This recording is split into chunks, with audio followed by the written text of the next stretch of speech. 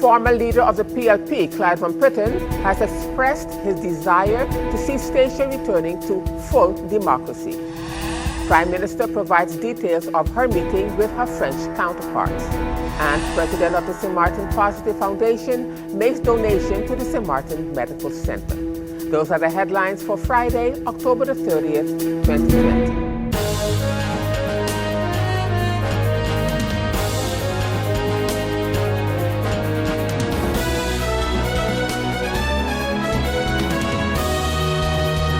Good evening, viewers. This is SXM Daily News, and I'm Valerie Van Putten. Thank you so much for joining me this evening. And as usual, we have a full newscast for you, so let's get started. In our first story, the St. Martin Positive Foundation, in observance of Breast Cancer Month, gave a donation of posters to the St. Martin Medical Center yesterday, October the 29th. The foundation's president, Ms. Shelley Alfonso, at the presentation says that the presentation is twofold and that it is a collaborative effort between the Electrolytes Foundation and the St. Martin Positive Foundation. The posters feature survivors, warriors, and even those who have lost the fight. The presentation is a collaborative effort between the Electrolytes Foundation and the Positive Foundation. And what we're doing today is presenting posters that feature cancer survivors for both prostate and breast cancer, warriors who are currently going through the fight, and even someone who have lost the fight. We even feature brave people who have manned up and gone and gotten their checks done. So today, the presentation actually is twofold. One for the posters, which we hope will be featured throughout the St. Martin Medical Center year-round, as well as we have presented a booklet that deals with the chemo and radiation therapy, or the side effects, coping with the side effects for chemo and radiation therapy. The booklet, we're making 2,500 of those booklets available, which is only available from the St. Martin Medical Center. And for patients who would desire to get some information, the oncology department will share the booklets with those patients. Lecturer, what's the significance of those posters and booklets being made available to the St. Martin Medical Center? Well, I think it's important since that the St. Martin Medical Center is the facility where people come for their test results, where people come for their diagnosis, where people come to get the chemotherapy. It's important that they too have the opportunity to go through information sessions and get something to read at home with their families and friends, because it's very important to feel supportive about what is happening to your body. So the Positive Foundation and the Electrolytes Foundation have always worked together to make sure to keep that awareness out there. And this time with COVID-19, we had to mitigate it a little different. And by making these posters where people come and frequent, they are visible as a constant reminder to the community of St. Martin that you should get checked and take an active role in your health. And in other news at this time, Prime Minister of St. Martin, the Honorable Sylvia Jacobs, who has met with her counterparts on French St. Martin regarding, among other things, to regulate the operating hours for businesses. The Prime Minister provided details as to the decision that was made regarding the operating hours for the upcoming season. Yes, indeed. On Friday, I did meet with Representative President Daniel Gibbs of the Collectivité, as well as some hoteliers from both sides of the island. Their concerns, of course, were for the low traffic numbers and their sustainability, as well as their ability to continue to function, and what we as governments collaborating together with the private sector could do. As you know, certain parts of the responsibilities that fall with government of St. Martin does not fall with the collectivité. And as such, a lot is being, let's say the state is hinging a lot of their actions on a protocol that is to be signed on the health aspect. CPS and ARS are in consultation and are working on such a protocol to synchronize testing and other protocols related to health. The discussions were fruitful, but of course, if you're going into areas where the responsibilities are limited, you can only go that far. At least what came out of that meeting is a willingness of the local governments to work together to enhance collaboration and cooperation, not only where testing and monitoring. We concur in the Council of Ministers. We also had further discussions on moving towards regular opening hours later this month, as well as ensuring that we can get more passengers in a safe manner to the island. So looking at also the test requirements, etc., seeing that in Europe they are qualifying certain antigen rapid tests as being up to 94% accurate. So we are assessing the possibility to adjust our entry requirements where that is concerned, awaiting further advice from the health sector. And of course, it has to be done sooner rather than later to be able to save certain businesses from complete ruin and thereby having the spillover effect of many persons losing their jobs. This is something we strive to avoid as much as possible.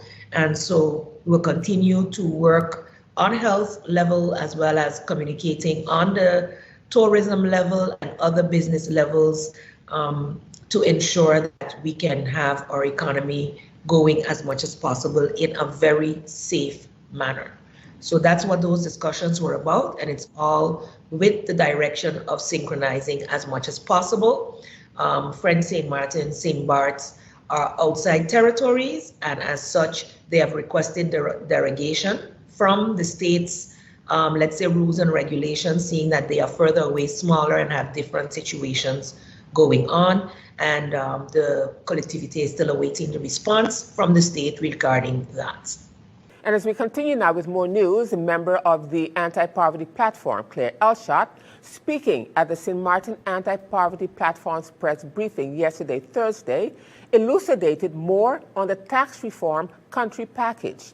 Mrs. Elshot is asking, who will this affect and who will this benefit? In the country package, one of the conditions in the tax reform paragraph is to increase the turnover tax of 5% to a sales tax of 12.5%. Is not this affecting the prices of goods and services? Who will this affect? Are not the consumers the ones who have to pay these tax increases? And then the Minister of TIAT announced, and the Minister of Finance confirmed this in the press conference yesterday, that this Council of Ministers is going to lower the profit tax and the income tax. Who will this affect? Are not the corporate citizens and business owners the ones who will benefit from these tax breaks? No one announced lowering the wage tax, not even abolishing of the wage tax. The introduction of bank transaction tax announced by the Minister of TIAT, it was not even in the national development vision nor the governing program of this government. So who will this affect? Are not the consumers the ones who have to pay for this bank transfer tax? You think the businesses are going to absorb this cost, showing social corporate responsibility? Come on, they have always passed the buck to the consumers by incorporating these costs in the price of their goods and services. The so-called shift from direct taxes, which is profit tax and income tax, to indirect taxes, more turnover tax, sales tax, bank transfer tax, sin tax, which is on alcohol and sugary products, will not be paid by the corporate citizen. They will be passed on to the consumers. So pay attention. In other words, the 13,000 workers' families who are the poor and needy households in our society, this government wants to burden them with paying more indirect taxes. And still to come, leader of the PLP, Council Lady Richeline Leerdam, expresses her gratitude to the many persons who put their trust in the PLP. And I'll have the details to that story and much more when SXM Daily News returns.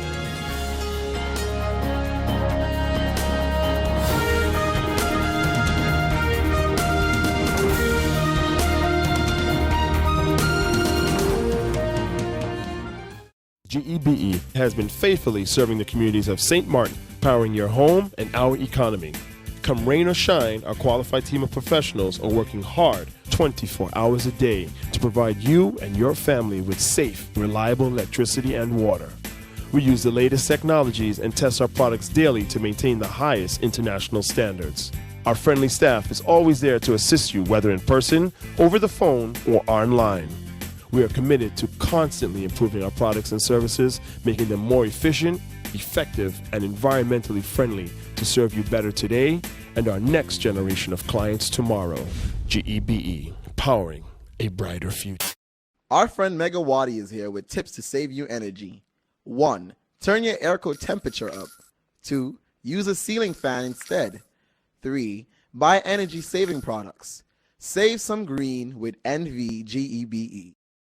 Welcome back, viewers. And as we continue now with more news, these items out of the island of St. Eustatius, speaking at the occasion of the swearing-in ceremony and in an emotional address to the nation, leader of the PLP, Council Lady Richeline Leerdam, expressed her gratitude to the many persons who put their trust in the PLP. Today, I am given the opportunity once again to be your voice, to represent and work towards the development of Statia and in the best interest of all. I would like to extend my thank yous to the following persons. To God, for giving me the opportunity to work for my island.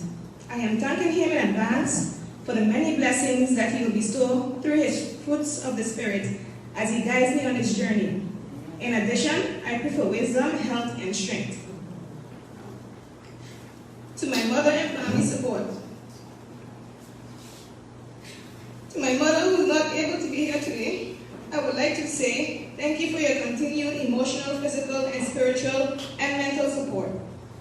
To my family, thank you cannot begin to describe my appreciation. You have provided support in many ways which have contributed to this journey. I know my grandfather Duncan, if he was alive today, he would have been proud to know that his legacy continues to live on. That is his love for his country. To my first believers, to the families of the deceased George Lifelock and Mansito Hook, I would like to thank you on their behalf. They would have been proud to see that the spark has grown into a flame, all because they believe in giving the future generation a chance 11 years ago. To Maureen, who has always been my cheerleader, thank you for your continued support and counsel. To the candidates, thank you for your hard work that you have given throughout the campaign. It wasn't easy, but we accomplished. Like I have stated to you earlier, we have had a rough pregnancy. The birth of victory was birthed. But just like a newborn, the work now begins. We must endure the sleepless nights, the pamper changes, the vomiting, knowing that we will be rewarded with smiles, love, and appreciation. It takes a village to raise a child. In this scenario, will be the development of Statia. And we together, the candidates, represent that village as we come from various walks of life. To the voters, to our 815 strong, thank you for believing and trusting in the team. Though all the candidates are not represented in the Island Council, they will play a major role in the direction and development of Statia. To the 111 persons that supported me, thank you for placing your trust in me. Words cannot describe my appreciation. Meanwhile, leader of the Democratic Party, Councilwoman Adelka Spanner, also had a lot of praise for the over 700 persons who voted for the party in the elections of October the 21st, 2020. The voters have spoken, and I am humbled by those who supported us. I would like to express heartfelt thanks to all those that supported the Democratic Party. Thank you for your confidence in us. On behalf of my team and I express our heartfelt thanks. To my DP team, you are special. Thank you for your togetherness and love for each other. To all those that supported me personally, I am honored. Thank you for your support. In the weeks leading up to election, I spoke to many and heard clearly their number one concern. I would work with the entire council towards delivering on these priorities and others for the benefit of Statia and its people. To our families, you were behind us 100%. You were there when we needed you most. Thank you for your unwavering support. We appreciated it. Thank you from the bottom of our heart. Because of the COVID-19, we had to change our usual ways of campaigning and try other ways. To the board and committees, the youth wing and their advisor, Ms. Smith, who came forward to assist with our campaign, I say a big thank you. We couldn't have made it this far without your support. The vision of the Democratic Party is to achieve a self-sufficient and sustainable Statia for the benefit of the present and future generations. Councilman Nicholas Coe-Snake said, adding that this is also his personal vision. Mr. Chairman, this is the third time for me that I'm sworn in as a member of this Island Council. This is also the third time that I will not be completing a full term. With my third bid for a seat, I knew up front that I'm not able to make a full term again, as this Island Council term has got short with 1.5 years due to the postponement of the election in March last year. And Mr. Chairman, I think Lieke is said.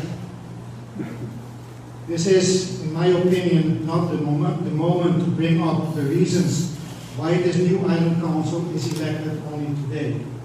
It is more important to work out ways and means to try to put what transpired in the past behind us and look into the future.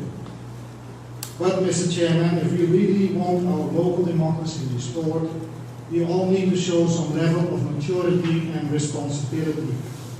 If we cannot bring that up, and this counts for both sides, we can forget for quite a long time any normal functioning Island Council and Executive Council and a return to full democratic government. My plea, therefore, to all is to please place on the back burner our ideas of whatever constitutional status we would like to see in the future. It proved counterproductive this far. Let us stop the arguments about that. Let us instead focus on the things that really matter for our community and our people. Let instead work and negotiate with the national government in a responsible and a professional manner and see how we can improve the situation on Statia and in our community. Mr. Chairman, the vision of the Democratic Party is to achieve a self-sufficient and sustainable Statia for the benefit of the present and future generations. And the former leader of the Progressive Labour Party, PLP, is Councilman Clyde Van Putten. During the meeting on Thursday morning, he expressed his desire to see Statia returning to full democracy. We have run an exceptional campaign. And Mr. Speaker, I should not have been here this morning because the Bible, the kitchen sink, was thrown at me from home as well as abroad. But God has sent me here for a purpose, for a time, such a time like this. And despite all that was said and all that was done, when the dust was settled, when the votes was counted, I was elected as the overall vote getter in this country. And so I want to thank all the people of this country who voted for all political parties. Because I must say that despite the acrimonious nature of this election campaign, yet it was incident-free. The people were able, in a civil way, to exercise their franchise on October 21st. And when it was all over, said and done, the Progressive Labour Party, under the able leadership of our leader, Rishi Laidam, was successful. We gained 850 of the votes that were cast. So I thank those voters that voted for the Progressive Labour Party, and I thank those 171 plus that voted for me and stated in no uncertain term that they want me to be here as their voice in the Island Council. Mr. Speaker, I said there was a mixed emotion. The second emotion is that we are not here under normal circumstances. And everyone who knows Clive Button knows that I'm not a hypocrite. I see it as I see it. I would have preferred today, standing in this House, as the majority party in the Council, to be able to appoint our commissioners based on the mandate that was given to the people. Now, back on the island of St. Martin. In other news, Argo Cement, a multinational producer of cement, concrete, and aggregates, and the National Institute for Professional Advancement, NIPA, who signed a service-level agreement for the development of future professionals in the building sector in St. Martin, recently donated 20 computers to be used by young adults who are attending online courses with NIPA. This service-level agreement with NIPA has proven to be a wise decision for Argos. Not only have we been able to expand our alliances in favor of social investment, but we've witnessed firsthand the great support that institutions such as NIPA provide for the construction sector in St. Martin, and how, in turn, this drives the socio-economic development of the island.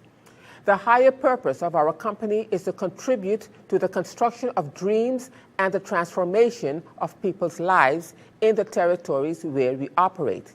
We believe that through this alliance with NIPA and the different projects that have derived from it, we are living that purpose in St. Martin, and we won't stop here, explained Edgar Martinez, General Director for Argos in the Antilles.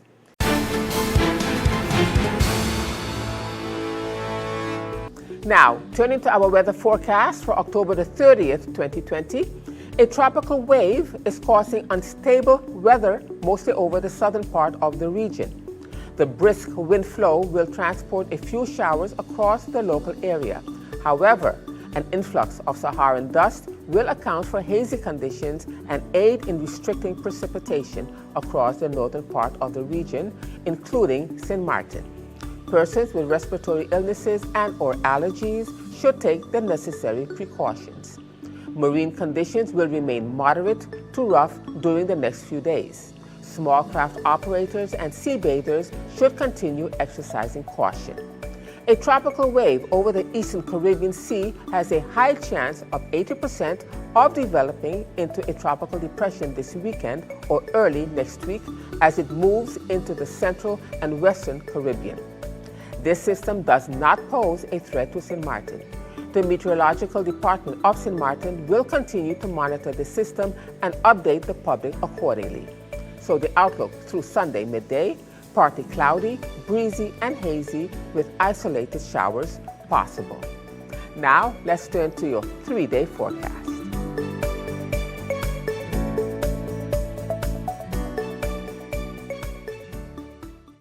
And still to come, St. Martin Lions Club will pay tribute to seniors on radio this Saturday. We'll have the details to that story and more when SXM Daily News returns.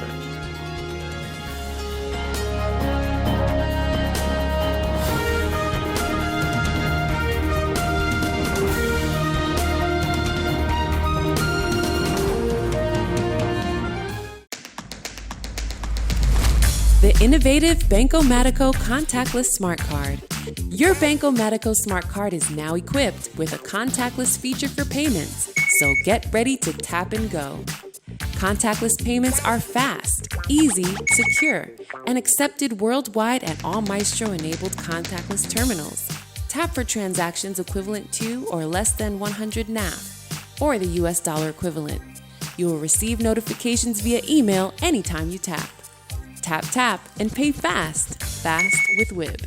For more information, visit our website at wib-bank.net. Tap and go with your partner in progress. Welcome back, viewers. You're watching SXM Daily News. And as we continue now with this item, COVID-related item rather, as of October the 29th, there were 6 COVID-19 recoveries recorded, reducing the total active cases to 53. The total number of confirmed cases remains at 805. The Collective Prevention Services, CPS, are monitoring 47 people in home isolation. 5 patients remain hospitalized at the St. Martin Medical Center, and 1 patient is isolated and is being monitored. The total number of deaths on St. Martin due to COVID-19 remains at 22. The number of people recovered since the first case surfaced on St. Martin has increased to 730. 109 people are in quarantine based on contact tracing investigations carried out by CPS of persons who may have been in contact with any of the active cases. CPS has tested 1,194 travelers arriving at the Princess Juliana International Airport and 5,582 people throughout the community. As the numbers continue to fluctuate, CPS will continue to actively execute its contact tracing measures. And as we continue to focus on reducing the spike, Minister Panafleck urges all to continue and follow the mandatory regulations implemented. And as we end this edition of SXM Daily News for this evening, viewers, Lions will pay tribute to seniors on radio this Saturday. Every October, the St. Martin Lions Club honors our seniors for Seniors Month with the Lion Nelson van der Linde Senior Citizens Party. In the past, the event has been in the form of a party at various locations, an island tour, and even included a lagoon cruise on certain years. This year, because of the social distancing restrictions due to COVID-19, the club has organized a 2-hour radio program for our seniors to enjoy. Tomorrow, Saturday, October 31st, the St. Martin Lions Club will be partnering with dynamic local artists Essence, Connie's Vanterpool, Funky, Horny Horns Band, and the radio program Caribbean Classics with Tobias and Stunky to broadcast live performances from the St. Martin's home in St. John's Estate. Our seniors will be taken back in time with a selection of music from their favorite artists, and the St. Martin Lions Club will arrange for members of the St. Martin home to call in during the radio program in order to request a song or to send a greeting to their friends or family. The general public are also welcome to call in to send greetings to their parents, grandparents, and to the seniors in general during the full 2 hours of the show's broadcast. The St. Martin Lions Club is asking for our seniors and music lovers to tune into the radio program Caribbean Classics this Saturday, October the 31st from 12 noon until 2 p.m. on PJD2 Radio, 1300 AM. This project is part of the St. Martin Lions Club 50th anniversary celebrations for 2020-2021 under the theme 50 Years of Dedicated Service and Commitment to Our Community. The St. Martin Lions Club will celebrate 50 years of existence on December the 12th, as it was chartered on that very same day back in 1970. And with that, viewers, it brings us to the end of this edition of SXM Daily News for this evening and also this week. I am Valerie Van Putten. Thank you so much for joining me this evening. And just a reminder that this and other programs are available online. Simply log on to stmartinmediacenter.com for viewing. And on behalf of the SXM Daily News team, we thank you so much for watching and plan on meeting you right back here again on Monday. Do enjoy a safe weekend.